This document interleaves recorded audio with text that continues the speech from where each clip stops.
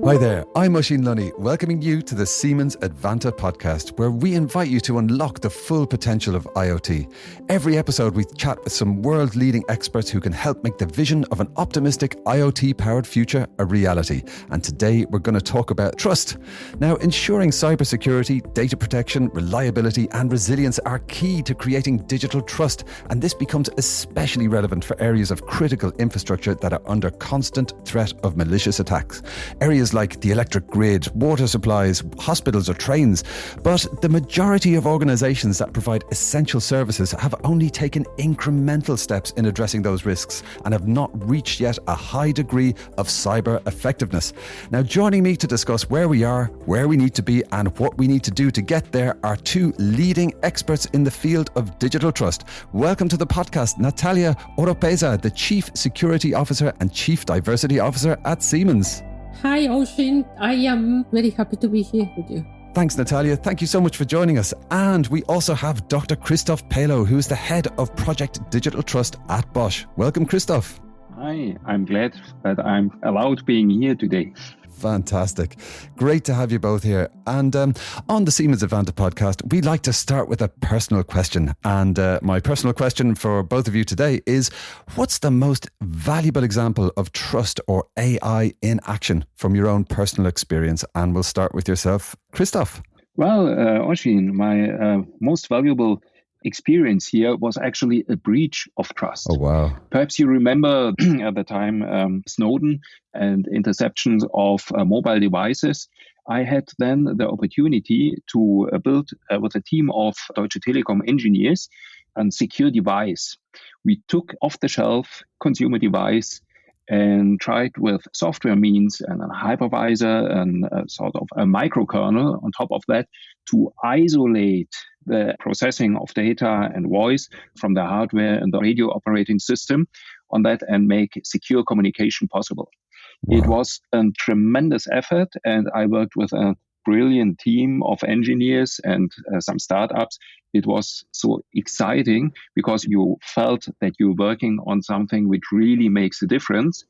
It was a brilliant opportunity to learn about threats, about how to cope with that, and building reliable products. Oh, that's amazing. What a story. Wow, fantastic. And also a lesson in what consumers prioritize in terms of security. Right. And, they do say that convenience is the killer app. So it's up to folks on the tech side of things just to make trust very, very easy. And that's exactly what we're going to talk about. Exactly. You have to achieve both, right? Trust and user friendliness. Yeah, UX is absolutely key. That's a very good point. Thank you.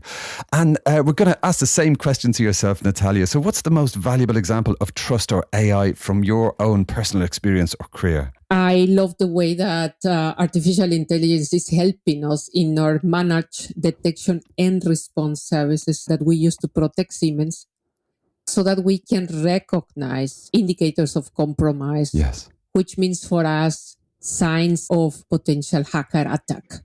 So the technology works very, very good. As you can imagine, the hackers are always using different ways to attack us. This is what we call TTP. So these are techniques, tactics, and processes. Those are always changing. And therefore, it's very, very important that we use powerful tools in order to recognize different patterns of events that could be an intrusion sign, everything that looks suspicious and that looks like an anomaly. And that we do in the IT environment, in the infrastructure, but also in the factories. It is very interesting how we combine the technology with our domain know-how. As you know, Siemens has had a lot of expertise in the industrial environment. So you have to have both. Otherwise, you will not be able to identify what is an anomaly if you don't know what's the normal behavior to happen. So this is the best example I have for AI. It gives me the chance to sleep better at night. I like that. Oh, fantastic. I like the idea of AI working 24/7, learning and growing and keeping us more safe and making it easier to sleep at night. That's lovely. Thank you so much. Now, a phrase I have come up with again and again in talking with your colleagues at Siemens is the importance of moving from egosystems to ecosystems. And I agree totally. We live in a world of interconnected ecosystems, particularly in the digital realm. And This really seems to be a defining opportunity now for business leaders like your good selves to cooperate and build something greater than the sum of your parts. What do you think is the ecosystem opportunity in terms of trust and security? We all live in an ecosystem now, so we depend on everyone, and we depend certainly on our suppliers, and our customers depend on us as suppliers. So Bosch and Siemens, we play a role of both suppliers and users. So definitely the recent attacks confirm how important it is to make sure that our supply chain is secure. And in order for us to achieve that security and to increase that trust in the supply chain, of course, we need to work together. It's about an ecosystem. We cannot expect everyone to just follow standards and deploy them and get certifications done, because in this way, we will not achieve more security. We have to work together and identify, number one, what is the risk that we have? Number two, what is the risk that we could keep? Because it's not always about reducing the risk to zero. That's impossible. But we have to understand what is the risk that we need to minimize, to reduce, and how. In many cases, it's about technology, yes, but in also many cases, it's about discipline. And that's something very interesting, because if you analyze the attack vectors of the big attacks that you can read in the press, like, the Colonial Pipelines in the States, you will discover that a lot of them could have been avoided with very few controls. So it's a matter of risk management, number one. It's a matter of cooperation and co-creation. And the reason I mentioned co-creation is because in many cases, the solutions that we need doesn't exist yet. And you cannot afford to wait until someone develops them. But you have to develop that with your partners together. And that's something that we very often do in Siemens. So we have the partners with us in the deployment of the different projects that we are setting, like Zero Trust at the moment, for instance. And they are accompanying us, and we are co-creating together the solutions that we need to deploy in Siemens, because Siemens is a big company. It's a very diverse company from the technology perspective, from the human perspective as well. So you don't have any solution ready to be used or to be deployed. Yeah, the supply chain security is key. We have seen the effects in the SolarWinds attack this last year. And we need to cooperate and co-create together in order to be more secure and to enable the trust that we need to have in the digital world. Okay, thank you, Natalia. This is definitely an issue that our C-suite listeners need to be on the right side of. The consequences for not getting involved in ecosystem trust initiatives can be fatal. And, speaking of which, Christoph, talk to us a bit about the kind of work that's needed to operationalize digital trust on an ecosystem level. What kind of initiatives are you involved in over at Bosch there? So let me start with why digital trust and trust is so incredibly important for Bosch. Bosch as a company is driven by its values, and trust is one of the core values. Robert Bosch himself said he rather were to lose money than trust. And so our paradigm, Invented for Life, expresses our aspiration level that we want to utilize technology for creating products that make life better and easier, and trust is an inherent component of that. And so consequently, digital trust in our esteem is in a way the corresponding digital counterpart of Bosch's core quality and value proposition of the non-digital world. And digital trust is so the confidence placed in us from our customers to collect, store, and use the digital information of others, that is, of our customers and partners, in a manner that benefits and protects their digital sovereignty of those to whom the information belongs. And this is why we feel that the relationship of an entity or organization to the data owner should be something like digital data stewardship. And to that, security and cybersecurity and robustness and resilience of systems is an integral part of that. It has to be a part of that. But we have to tell it to our customers as well. This is one of the learnings. It doesn't pay off if you just try to solve things on a technical level, to tell it to your customer, and so that your customer can decide what's really important for him. And so in the Digital Trust Forum, we came up with an idea of a trust label, like the energy efficiency label for trust. Excellent. So that you can see some trust dimensions like human agency, transparency, fairness, and how a specific product can be valued against those core values. And with our partners in Digital Trust Forum, and Siemens is an incredible, important partner here, we want to establish a standard how we can tell customers how intelligent and AI products, AIoT products behave in terms of trustworthiness, to make it absolutely transparent. And I think this is the future, working on trust, working on resilience, on fairness and security of AI systems, but communicating it in a very transparent way to our partners and customers. Yeah, well said. It does seem very much like an opportunity if everyone gets on board. What I also wanted to comment is Charter of Trust and Digital Trust. We are both working together, and we use the labels. We use the framework that we have developed in Digital Trust in order to enable the trust in the customers. And we use Charter of Trust as a global ecosystem to support the part of cybersecurity in the digital trust, because one of the topics that you need to enable trust is security. So that part of cybersecurity is being done with Charter of Trust. And one of the big benefits of doing this like this is by inserting Charter of Trust into the digital trust, we have gained a global perspective, because Charter of Trust includes global partners. So we have partners in Europe, we have partners in the US, and we have partners in Asia. So that gives us a global perspective, because cybersecurity, of course, is a global topic. Thank you. Very, very interesting. My goodness. And coming back now to the area of critical infrastructure. Now, Christoph, do you think that security and trust can benefit from the increased deployment of IoT and indeed AI in IoT, or AIoT as it's known, in critical infrastructure? Talk to us about this overlap of IoT and AI, and what does it mean for the area of critical infrastructure? I like this question very much because it will expedite the process that we make AI more trustworthy and more robust and more resilient. Because those are prerequisites that we may then install and use them for operating critical infrastructure. But critical infrastructure is so complex that it needs AI. And so the demand helps us and forces us to work on a safe, secure, and trustworthy and resilient AI so that we can use it here.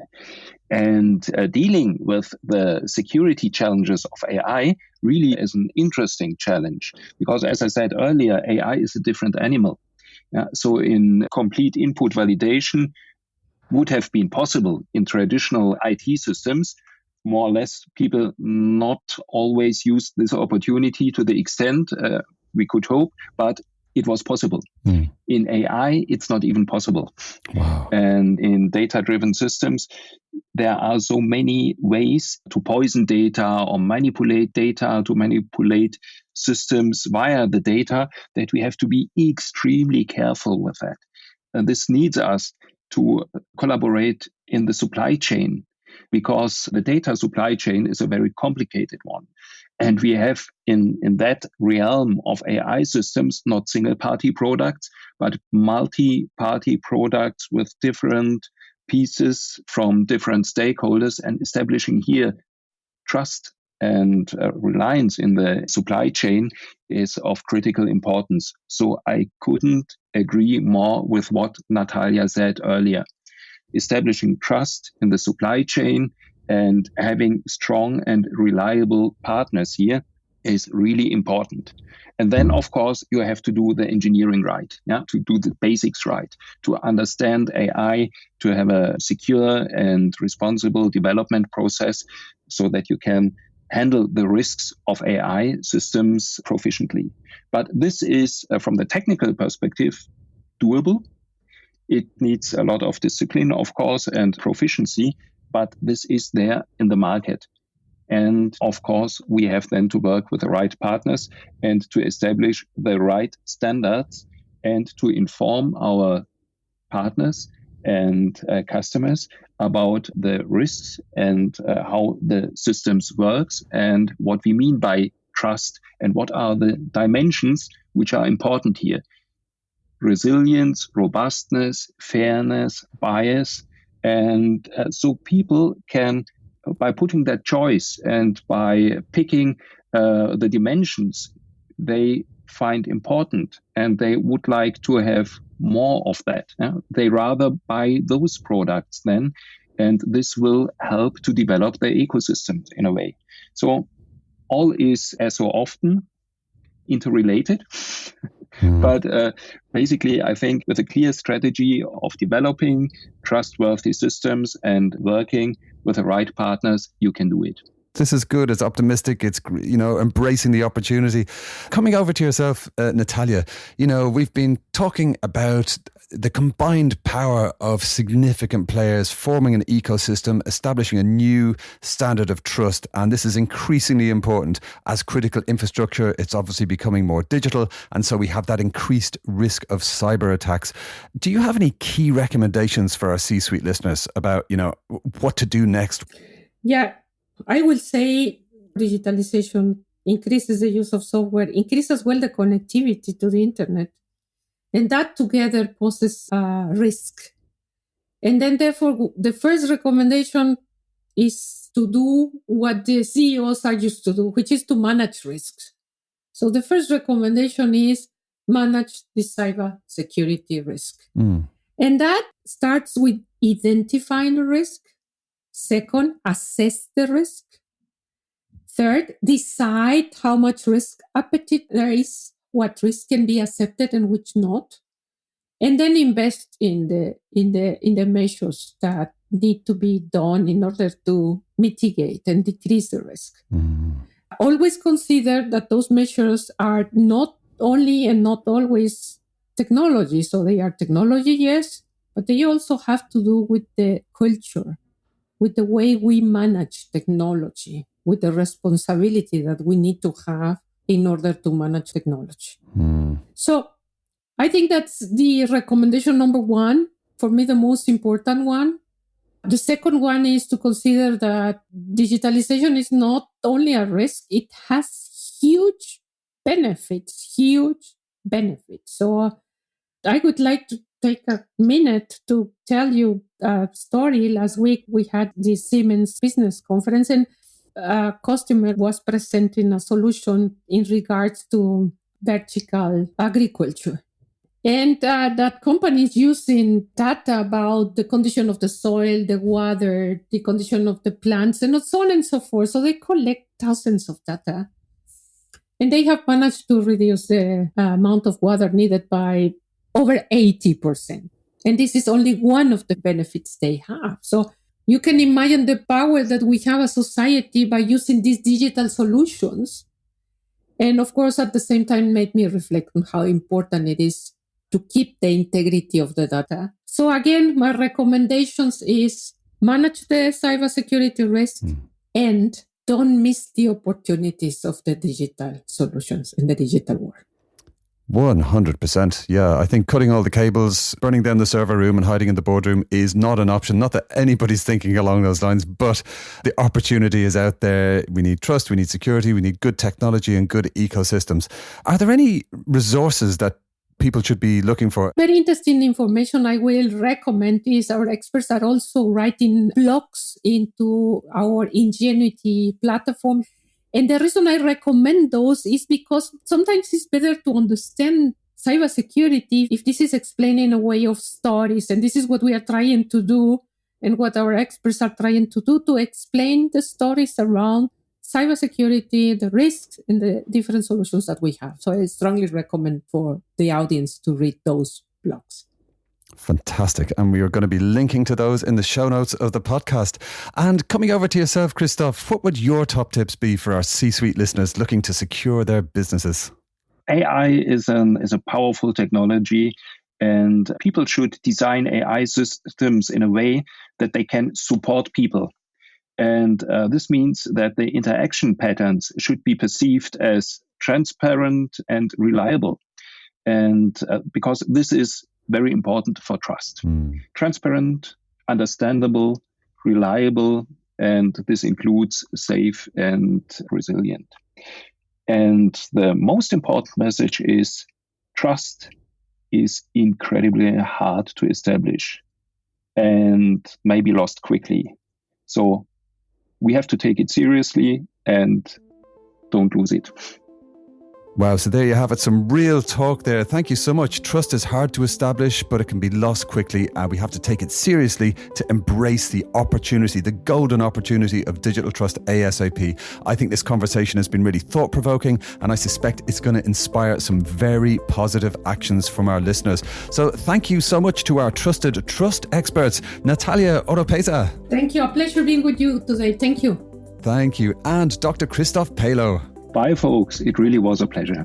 Listeners, thanks so much for joining us for this fascinating discussion. If you enjoyed the podcast, please don't forget to tell your friends and share with your colleagues. And feel free to subscribe to the Siemens Advanta podcast wherever you get your favorite podcasts. See you next time.